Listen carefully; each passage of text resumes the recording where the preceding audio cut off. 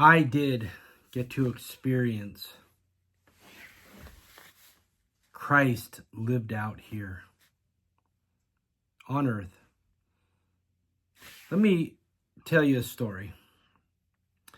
When I was 5, my mother was attacked. She was going to school to be a teacher. She rode the bus down from where we live. And when she got off the bus, she decided to hitchhike the rest of the way, where she was picked up by a man who proceeded to take her out to a field, violently rape her, beat her, put her out of his car, and then ran over her head with his car, leaving her for dead. She says that 2 angels picked her up and took her to the nearest house. I truly believe my mom in this. Where she was quickly rushed to the hospital. There was nobody there at the doorstep when they found her. Both of her eyeballs were hanging out because he ran over her head, crushing her head. So she just proceeded to go to the hospital, where she ended up being worked on, and then she died. As she died, she saw all the stuff. She saw her body go up, saw her body down there, ascending up, seeing all that's going on in the operating room. And then she got in the presence of God, where she proceeded to tell God, I can't go. There's nobody to take care of my children.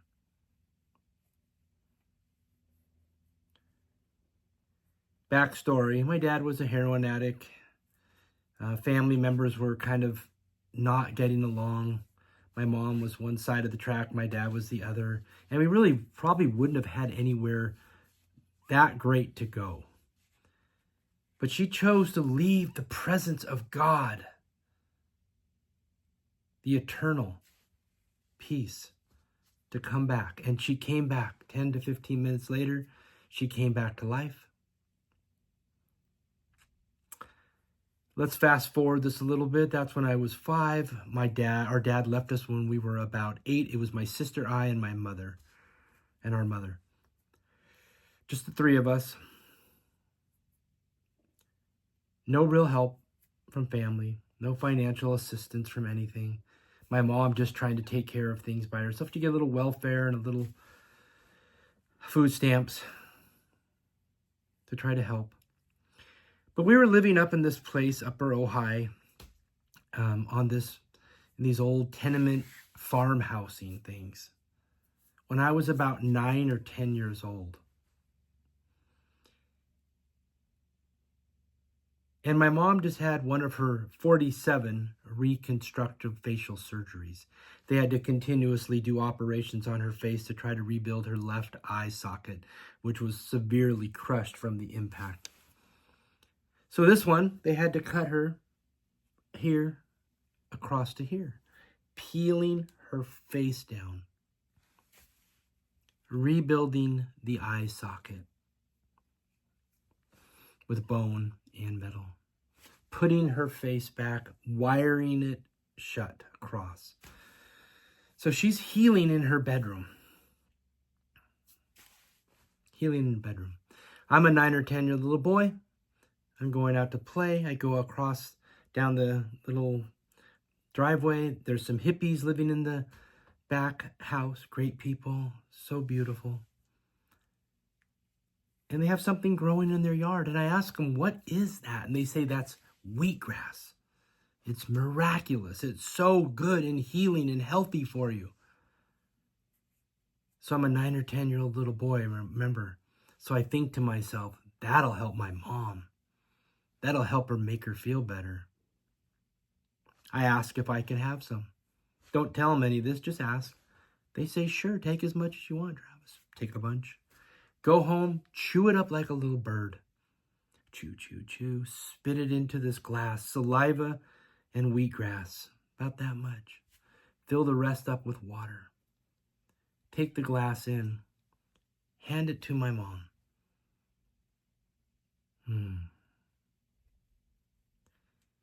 And she looks at me with compassion for me in her eyes and says, "Oh, honey, this must be so hard for you to see me like this. But what you're doing for me is what I would do for the man who did this to me. I would feed him, and I would give him water, and I would take care of him." That's Jesus. I challenge any one of you, give me a circumstance that would outweigh a woman being violently raped, then beaten, and then left for dead, murdered. And you're willing to not only forgive, but to serve that person. This when I was a 9 or 10-year-old little boy. We didn't even find out who it was until 2018. My mom lived that out. That sort of love, compassion, mercy, and grace for somebody who literally raped, violently beaten, and murdered her. That's how we are to live out Christ. That should be our desire, to be able to live so fully and love so fully, just as Christ on that cross, "Forgive them, Father, for they know not what they do." I experienced Christ in my life. I am a blessed man. The more I feel into the truth of this example of Christ lived out, the more that I see that it's possible. When you are born again in the Spirit, and it's easy to do when you simply follow Jesus. Not religions, not this world, but simply following the teachers, the good teacher's message, to seek God in love, to live in the eternal now. Like Christ says here as I'm reading in my Bible, "I am the resurrection and the life. The one who believes in me will live even though they die. And whoever lives by believing in me will never die." Do you believe this? I think this question we should all be asking ourselves. Do we truly believe what Jesus says? Are we willing to love our enemies? Truly love our enemies. My mother did. I'm trying to learn. It's up to you to be born again in the Spirit. This is the teachings of Christ. We must be born again in the Spirit. The Spirit of God's love that is eternal. This world goes by quickly. It's a flash in the pan. It's not even a measurement in the eternal. The true life. Guys, come simply follow Jesus today. I hope this story helps anyone. I know it's so easy to get lost in religion, to get lost in the rights and the wrongs and the this and the that. My mom was not a religious person, but she was a true example and follower of Jesus Christ. She lived out that truth. And that's what we're to do. Doesn't matter, you go to church, do your tithing, do your ministry, blah, blah, blah. It's all good. But live it out. Love your enemy. Pray for those who persecute you. Don't judge. Love. God's message is love. God loves you with mercy and grace when none of us deserve it. Just as God loves all of God's children with mercy and grace. Come simply follow Jesus today. I know it's easy to get lost in religion. It feels comfortable and safe for most people. I myself have been lost in religion. But I'm ready to live out that truth, to be fully born again in the Spirit, to love as God loves us, to love people, to truly love thy neighbor. Guys, come, simply follow Jesus. If you don't have a red letter Bible, guys, I'm telling you, it really helps me. The teachings of Jesus, the words of Jesus.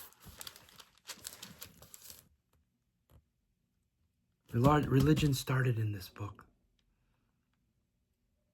Religions were carried on through this book.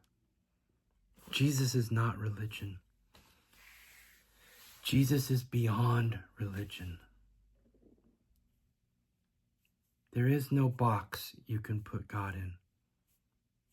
God is the infinite. God is the eternal. God is the forever. God is the Alpha and the Omega. Guys, come, simply follow Jesus. Feel free to reach out if you have any questions. Love to help if I can. I feel like my calling is to help those who are stuck in religion. Help open your eyes a little more to the truth of God so you can more fully experience God and love others more fully. Guys, come simply follow Jesus. God bless each and every one of you.